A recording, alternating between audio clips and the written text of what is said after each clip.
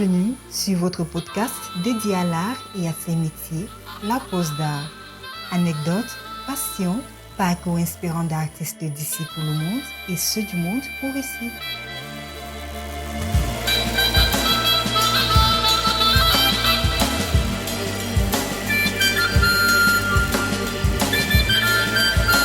Suivez donc La Pause d'Art.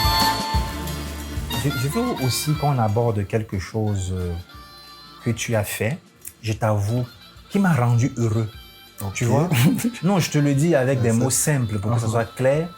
Quand tu m'avais écrit par rapport à tu cherches un coin où tu peux imprimer des photos sur toile, et tu m'as dit ouais, mais après c'est pour la Biennale de Bamako. J'ai dit oh, mais ce gars, il a tout compris quoi.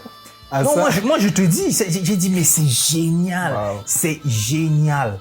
Ce projet, c'est-à-dire quand je l'ai vu exposé à la Biennale de Bamako, Arnold, moi j'étais convaincu que ça méritait un prix, quel que soit le prix. C'est-à-dire, pour moi, ce n'est pas quelque chose qui devrait sortir comme ça. Quand j'ai vu ce travail, j'ai dit mon Dieu, ça c'est extra. Déjà le fait de combiner la peinture à la photographie et ne pas avoir peur de le faire, parce que je sais qu'il y a beaucoup de peintres qui utilisent des fois la photo pour faire leurs travaux en peinture, mais ils s'arrêtent là, pas plus loin. Parle-moi de ce projet, parle-nous, même pas seulement à moi, parce que moi j'ai déjà quand même une bonne partie, je connais une bonne partie de l'histoire, mais parle-nous de ce projet-là s'il te plaît. Je crois que tout a commencé quand j'étais en résidence à Brazzaville, au Congo, au cadre de la RIAC. Et donc, déjà ici, j'avais commencé à avoir comme une envie de photographier des choses, de filmer des trucs que je voyais quand je me baladais et tout. Donc, j'avais un peu commencé à filmer la ville comme ça, sans réelle intention, sans réel concept derrière et tout. Et donc, quand je suis arrivé au Congo, ce qu'il faut dire, c'est que justement, je développe deux travaux qui justement allient la peinture et la photographie. Donc, un de ces travaux-là une de ces séries-là est justement née au Congo, Brazzaville, pendant cette résidence-là, où j'ai justement tapé un peu dans un élément que j'avais déjà utilisé sur une de mes toiles, un masque donc, que j'ai réalisé là-bas. Et donc, j'ai porté. Et donc, j'avais une amie qui était en résidence avec nous, qui était allemande. Et donc, elle avait un bel appareil photo. Et donc, je lui ai demandé de m'accompagner dans une espèce de performance que j'avais initiée comme ça. Et donc, elle faisait donc des images.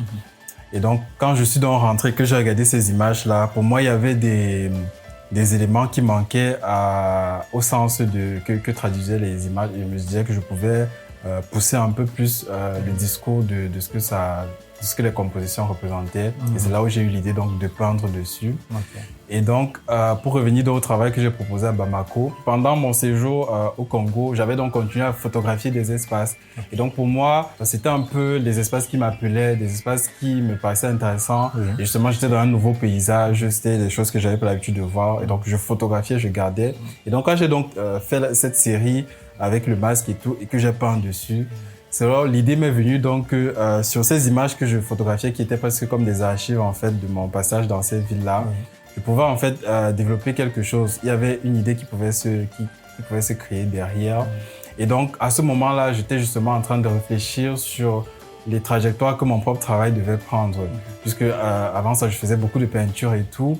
Et donc, je questionnais beaucoup l'écologie dans mon travail et la responsabilité en fait humaine face aux réalités socio-écologiques. Et donc, à ce moment-là, c'était aussi une période de deuil pour moi. Et donc, une période où je réquestionnais aussi beaucoup de choses, je remettais beaucoup de choses en question. Et donc, notamment, à qui s'adressait ce discours écologique-là. Parce que pour moi, à ce moment-là, j'étais très déconnecté de moi, j'étais déconnecté de ma réalité, j'étais presque spectateur de ma propre vie. Pendant cette période-là, je ne pouvais pas être là pour moi. Je ne pouvais pas me garantir des soins personnels. Quand je réfléchissais à comment est-ce que j'abordais mon travail avant, c'est-à-dire, c'est justement dire aux gens que non, il faut être responsable envers la nature, il faut protéger la nature et tout. Et je me dis, si on me tient ce même discours-là à ce moment-ci, est-ce que je suis capable de le tenir en fait? Je peux pas être réceptif parce que personnellement, je suis déjà brisé et je n'arrive pas à me guérir moi-même. Comment est-ce que je peux guérir d'autres personnes? Est-ce que je peux être là pour d'autres personnes quand je suis pas là pour moi-même? Et donc, c'est un peu comme ça que la réflexion a commencé autour de ce travail-là. Je me suis rendu compte que les espaces que je photographiais, en fait, c'était des espaces qui, même si, premièrement, quand je les filmais, n'avaient pas un réel discours, mais il y avait déjà une forme de connexion spirituelle.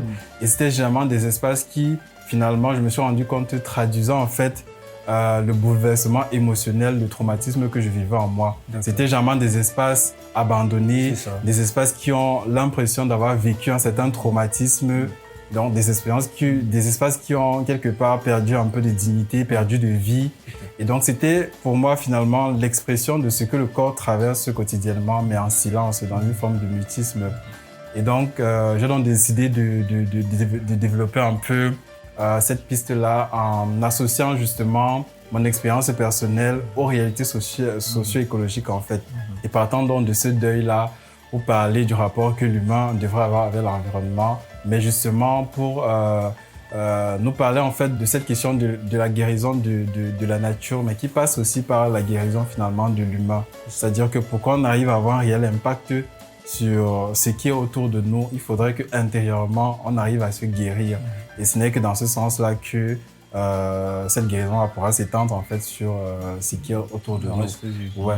Et donc, c'est donc un peu ça le rapport que j'ai eu avec ces photographies-là. C'était de parler du corps sans forcément le représenter comme je le représentais avant avec de la peinture et tout, mais de raconter en fait le corps autrement. Et pour moi aussi, c'était un ancrage dans ma communauté, dans la réalité. Parce que les peintures, il faut le dire que je faisais avant, c'était quelque chose de très fantaisiste, très onirique, même si j'ai toujours gardé un peu cette part surnaturelle-là dans mon travail, surréaliste-là.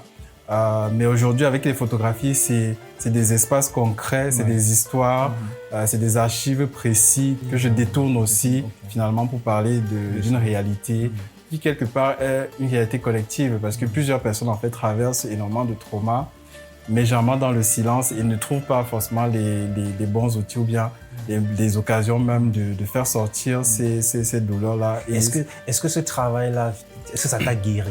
Je ne dirais pas que ça m'a guéri, mais je pense que ça m'a impacté de trois façons.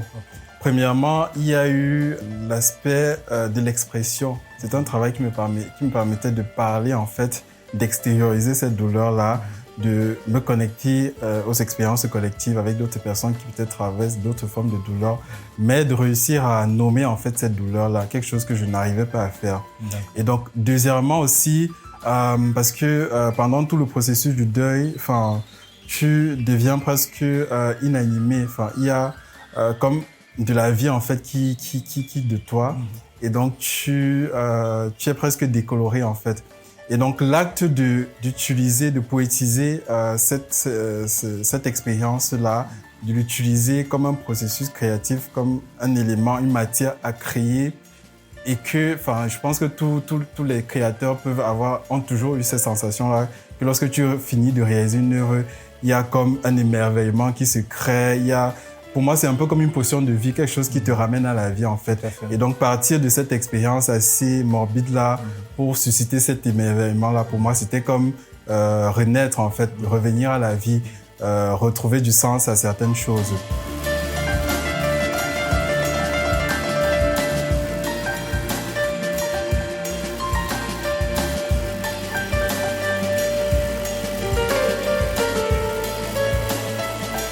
La pose d'art. Et troisièmement, c'était un moyen pour moi de reprendre aussi le contrôle sur les choses. Comme je l'ai dit précédemment, tu deviens presque spectateur de ta propre vie, mais le fait de te dire que tu utilises ton histoire pour créer quelque chose, et généralement même dans ces histoires-là, je suis capable de décider quelle va être la fin que je veux en fait, me permettre de reprendre en fait du contrôle sur ma propre vie et me dire que finalement, je peux encore maîtriser les choses et que c'est un peu comme ça que je peux frayer un chemin hors en fait de ce carcan-là. Donc je pense que c'est surtout sur ces aspects-là que ça m'a impacté directement, mais ça ne, quelque part, ça ne dilue pas complètement la douleur, par exemple liée au deuil ou bien liée à l'absence, liée au manque. J'ai compris que c'est quelque chose que tu vas vivre, que tu vas apprendre à vivre avec en fait. Ça ne disparaît pas comme ça du jour au lendemain. Quelque part même, ça te reconfigure d'une certaine façon, ça ça débloque d'autres visages de toi que tu ne connaissais pas. Et donc, mais c'est quelque chose que tu finis par t'adapter. Et donc, le processus, en fait, d'utiliser les arts plastiques comme un moyen d'introspection, finalement, m'a permis de comprendre ça. Et c'est un peu où j'en suis actuellement. D'accord, super. Et là, c'était la perte de ta grande sœur? Oui, de ma grande sœur, celle notamment qui m'a appris le dessin. Initié au dessin. Ouais. Bah ouais, ça, on peut comprendre une douleur comme celle-là. C'est pas en 2 jours qu'elle passe. Ouais, c'est clair.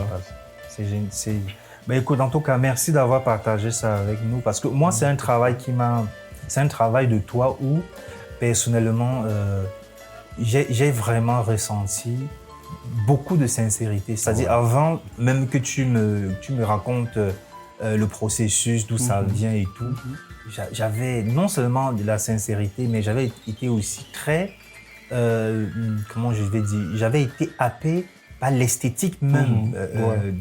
Parce que tu as réussi sur ces travaux-là à mélanger quelque chose de très chaotique à quelque chose de très contrôlé. C'est-à-dire, tout ce que tu as fait autour des portraits de ta défunte sœur, c'est très contrôlé, c'est mathématique, quoi. Ouais. Mais l'univers qui voilà, c'est vraiment des fois quelque chose de chaotique, mais de silencieux aussi. Et ces univers-là me parlent beaucoup parce que moi aussi, dans mon travail en photo, j'aime beaucoup filmer le vide, le silence, des trucs un peu comme ça. Donc vraiment, tout ça, ça m'avait happé. Et merci. Comme tu dis, c'est vraiment l'un des travaux les plus sincères en fait que j'ai pu produire en tant qu'artiste. Oui, tu parles de toi. Ouais, justement. Et justement, c'est la première fois en fait que, en tant qu'artiste, je parle de moi dans un travail. Et ça a été déjà un challenge personnel. C'est pour ça que je parlais d'expression tout à l'heure. Un challenge personnel de pouvoir s'ouvrir personnellement et s'ouvrir au monde. Et vraiment de toucher sur quelque chose qui fait mal en fait. Mais de trouver le moyen de naviguer dans ça.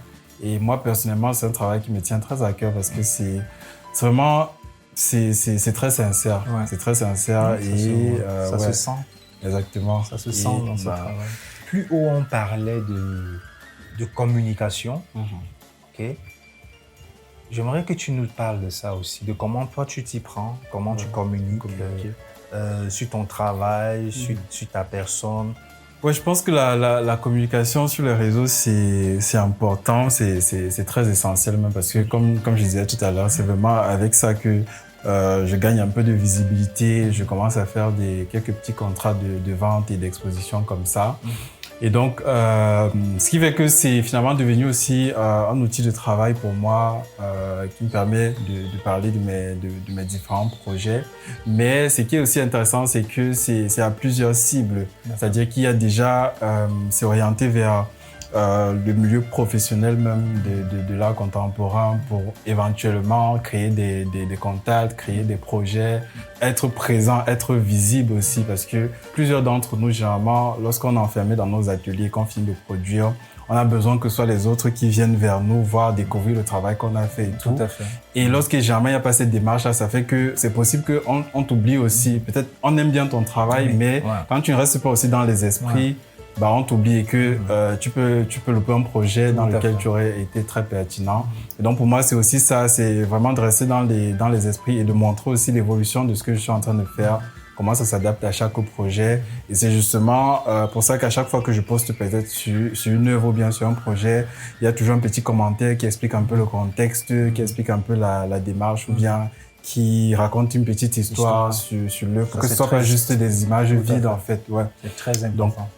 Donc il y a ça, mais après il y a aussi le public jeune, notamment les étudiants dans les beaux-arts, à qui aussi ça s'adresse, pour qu'ils comprennent aussi la réalité des choses. Ils comprennent à quel point le milieu peut être dynamique, à quel point ça peut être une activité, ça peut être un métier, et comment est-ce que tu peux naviguer dans ça. Mais il y a également une cible qui n'est pas forcément ceux qui sont des amateurs d'art ou bien qui sont reliés au milieu de l'art. Ça peut être une cible des personnes qui n'ont rien à voir avec l'art, mais qui quelque part peuvent avoir la sensibilité. C'est pour ça que justement j'avais commencé à développer cette série de vidéos, de vlogs que je faisais souvent quand je voyageais, où je filme en fait un peu des rencontres artistiques que je fais pour partager.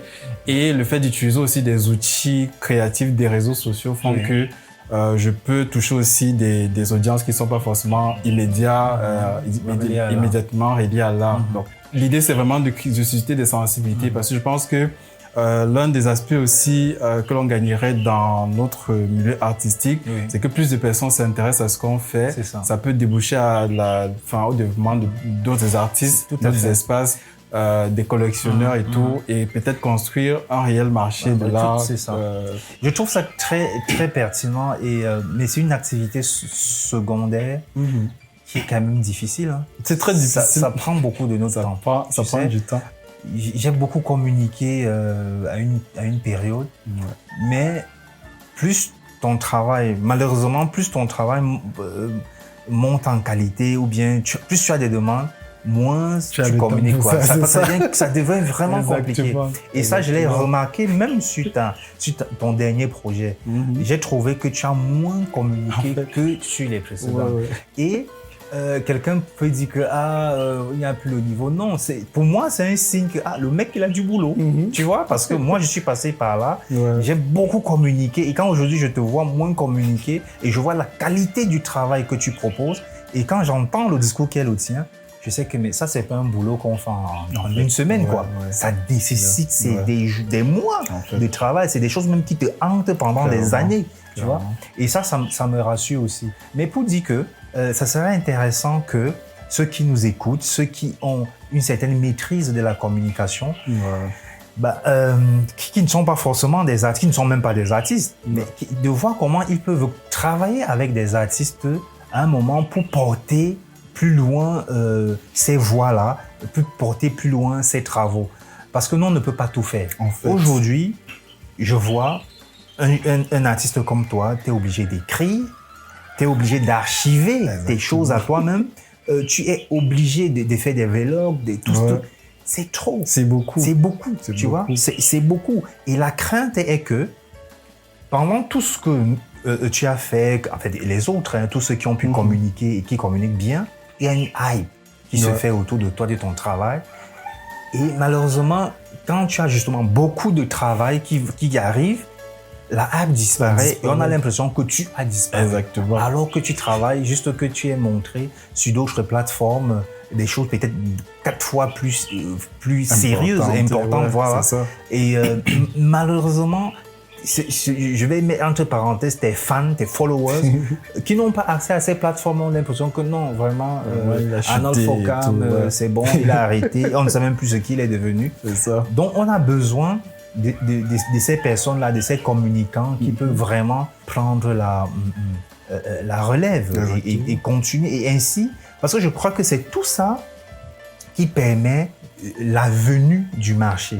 Tu vois, la venue, ça fait partie des choses qui permettent la venue du marché. Et c'est bien qu'on en parle parce que, tu sais, moi, j'ai une réflexion qui m'habite depuis mes débuts. Vraiment, mes débuts, il y a un peu plus de 10 ans aujourd'hui. C'est comment réussir, comment vendre dans notre pays, en fait, tu vois. Et c'est pourquoi je te disais plus haut que, mais c'est fou parce que les gens vous commandent des portraits, les achètent à un certain prix et des fois à un prix qui n'est pas donné, mais sont insensibles quand vous faites des créations qui ne sont pas des commandes qui vous ont faites, quoi. Et oui, tu as donné un début d'explication, une explication disant que peut-être c'est nous-mêmes, nous les artistes, le problème. Comment attirer ces gens-là? Tu vois, c'est ça le truc, c'est intéressant à ça.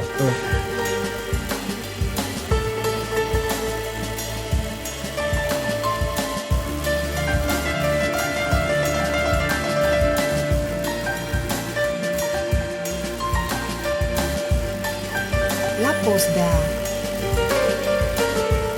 C'est justement pour ça que je parle d'une question de sensibilité. Parce qu'aujourd'hui, la sensibilité de la population est très, on va dire, entre guillemets, très basique. Justement, rattaché à cette question de portrait bien représenté. Il faudrait que ça lui ressemble en fait, pour que ce soit parfait. Oui, par contre, oui, il y a cette question de sensibilité-là. Mais observe par exemple les gens qui viennent à ton vernissage, les gens qui viennent à nos vernissages, des gens qu'on rencontre des fois au passage comme ça, là, dans une exposition en cours.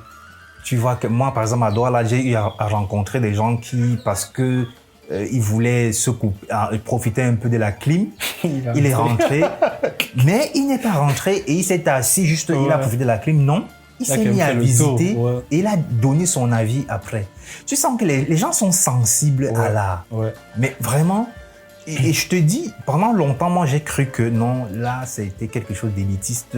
Non, mais les gens sont sensibles. Parce que quand tu vois le monde qu'il y a à nos vernissages, comment faire à ces gens passer le premier pas, s'intéresser à l'achat?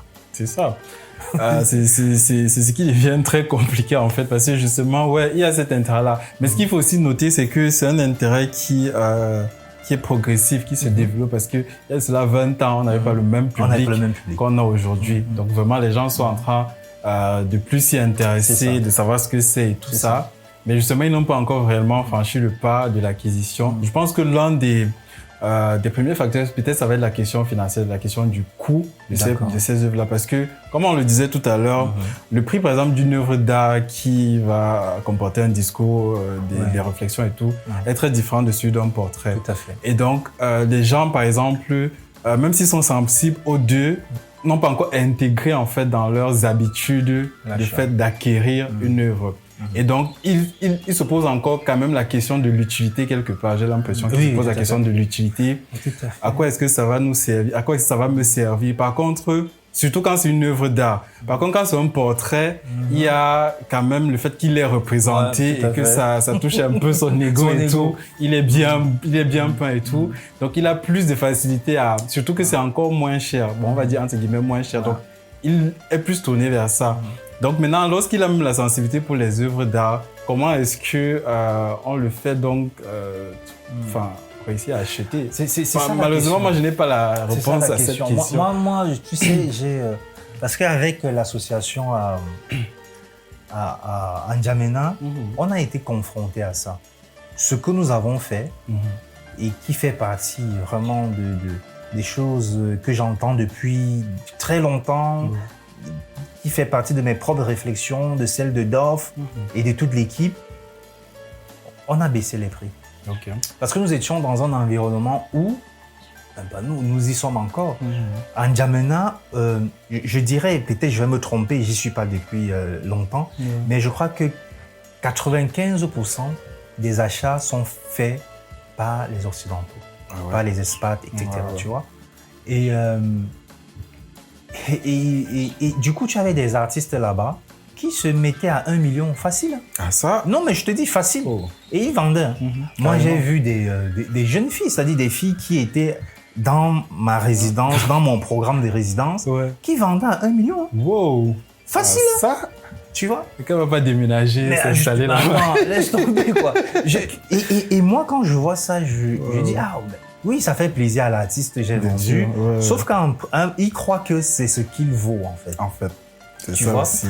Et moi, je les ai expliqué. Le mec qui t'achète à 1 million, ça veut dire qu'il ne connaît pas le monde de l'art. Ça veut dire ce n'est pas un collectionneur. Du coup, il n'a de l'intérêt que pour l'argent qu'il te donne. Il va, tu vois. Parce que moi, pour t'acheter à 1 million, il faut que je me rassure que dans 5 ans, dans 10 ans, tu vas exister et que je vais pouvoir spéculer sur ton truc. Tout ça. C'est-à-dire, on a pris presque 6 mois à leur expliquer pourquoi il faut baisser les prix.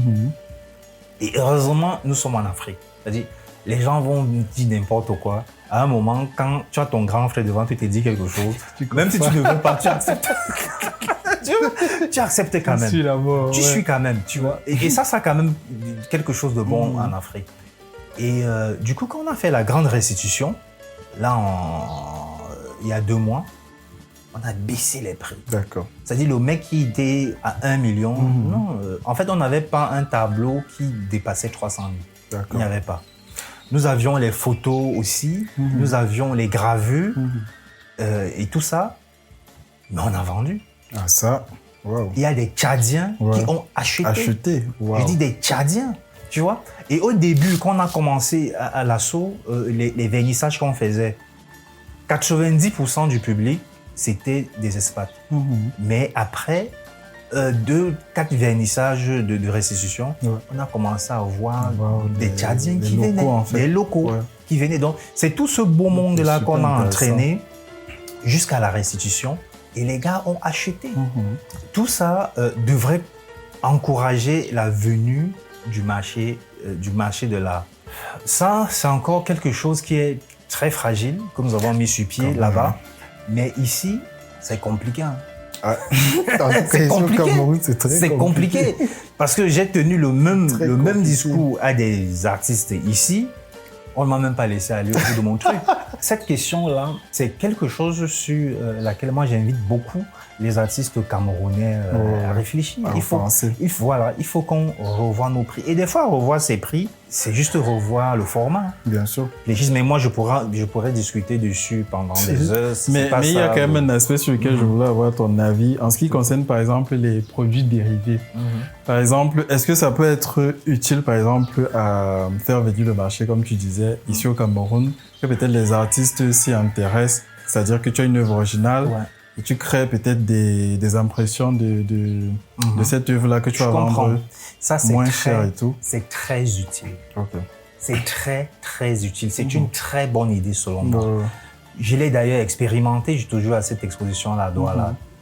Je m'étais associé, en tout cas, mon pote, Dizzy Danga, il a eu l'idée lumineuse de me demander de créer des trucs pour t-shirt là. Ce que j'ai fait, on a imprimé et tout. Et lors du vernissage, on avait vendu 70 t-shirts. Wow. C'est-à-dire juste le temps du vernissage comme ça là, 70 t-shirts et ça coûtait 10 000. Tu avais 10 000, tu avais ton t-shirt et avec le tote bag qui va avec. 60, boum, tu vois. Donc, quand tu vois ça, tu te rends bien compte. Et il y a des gens qui m'ont fait le témoignage que les t-shirts là, ils sont partis encadrer ça chez eux. Alors, que non, tes photos là. Il dit que tes photos là, c'est trop cher là. Nous, on prend ça, j'ai encadré. Tu vois. Lui, c'est quelque chose c'est très, très important, les produits dérivés. Mais le problème, c'est une question de qualité aussi, tu vois. Il faut que le produit dérivé moi je parlerai peut-être de toi, que toi tu mets sur pied, il faut qu'il soit aussi qualitatif que ton travail. Et c'est là que des fois que c'est un peu compliqué. Ici, si tu ne tombes pas sur vraiment quelqu'un qui est méticuleux dans la production de ces produits-là, tu risques d'avoir des trucs un peu bancals et puis... Ils viennent plutôt dénigrer, dénigrer ton boulot.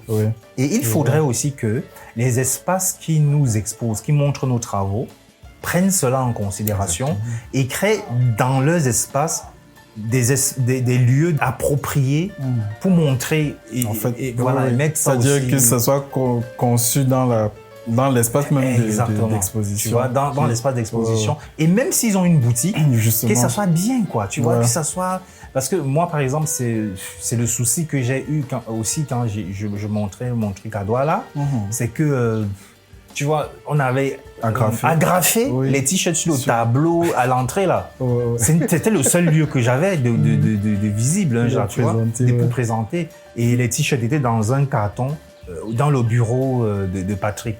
Et c'est parce que je ne sais même plus qui était responsable de ça. Vraiment, c'était en mode bénévolat. Elle avait juste la bonne volonté de dire « Bon, je vais gérer ton stock ». Les espaces doivent penser à ça. Les produits dérivés, pour nous ici, ça peut fonctionner du tonnerre. Mais il faut absolument, il faut y penser et penser le design, tu vois. Moi, par exemple, le projet que j'avais eu avec mon pote, je lui avais dit, écoute, moi, ça ne m'intéresse pas. Je ne suis pas un vendeur d'habits. Si je dois vendre des t-shirts, il faut qu'on comprenne que c'est un artiste qui est en train de proposer quelque chose. Donc, je lui avais dit, ça sera d'une série limitée. Chaque design, c'était 200 exemplaires. On avait fait le certificat d'authenticité que j'avais signé à la main. Donc, quand quelqu'un achetait un t-shirt, on lui disait que non, c'est une œuvre. Tiens, là, ton certificat d'authenticité, c'est une œuvre que je te permet de recadrer. Exactement. Nous ne sommes pas Même si on vend, on doit vendre avec style, mon frère. Tu vois ce que je veux dire? C'est pas le marché. Non, ce n'est pas le marché. Quelqu'un peut... Mais je t'avoue, il y a des gens qui m'ont dit, tu as les t-shirts dans les... J'ai dit non, je n'en ai pas. Ah voilà. Je n'en ai plus. Alors que c'était là, mais je ne vends pas maintenant. Tu vois, c'est ça, ce n'est pas le marché Mbopi, comme tu dis. On doit le faire avec. Mais si nous n'avons pas les espaces de diffusion avec nous, c'est compliqué. C'est ça. Parce que moi, je vais t'appeler, je suis en Dorban, je t'appelle, Arnold, le t-shirt, je veux un t-shirt, il faut que tu viennes là-bas, ou que moi je viens, on se retrouve. Et ça, je l'ai vécu, c'est une expérience que j'ai eue. Tu vois, il y a des gens qui m'appelaient. Non. Alors, s'il y a des lieux, précis. Ici à Douala, nous avons Douala, Bolo, Kadji, j'oublie qui, The Forest, j'en oublie peut-être encore. Si ces lieux-là ont des boutiques, moi, ça ne me pose aucun problème de dire tu as 10%. Exactement. Aucun problème. Bien sûr. Vu que c'est toi qui gères le stock et tout, moi, ça ne me pose pas de problème. Même si je dois diviser ma part de bénéfice en deux. Je ne suis pas un vendeur de t-shirts. Ce n'est pas ça mon c'est pas ça mon objectif. Tu vois? Mais c'est que ce t-shirt-là, c'est un produit dérivé, ça me fait connaître aussi. C'est comme de la pub, etc. Tu vois? Et ça permet que ceux qui ont moins la sensibilité puissent consommer. Mais oui. Le truc, c'est de vraiment penser ça. Ouais. Comme tu penserais un concept pour une œuvre, quoi. Exactement. Tu vois? C'est ça. Parce que moi, par exemple, ce que j'aime pas trop, c'est le copier-coller que certains font. On prend une œuvre directement. On met ce t-shirt-là et c'est bon. Non. Pense le truc. Justement. Vraiment pense. Moi, avec Desi Danga, on s'était dit, il faut qu'on puisse produire un t-shirt que quelqu'un, le samedi ou le dimanche, quand il soit avec sa famille, qu'il puisse porter ce truc. Et il se balade avec. C'est ça. C'était ça notre objectif. Et non pas qu'un tu portes, tu vois, en gros là, ils vont ensemble. Non.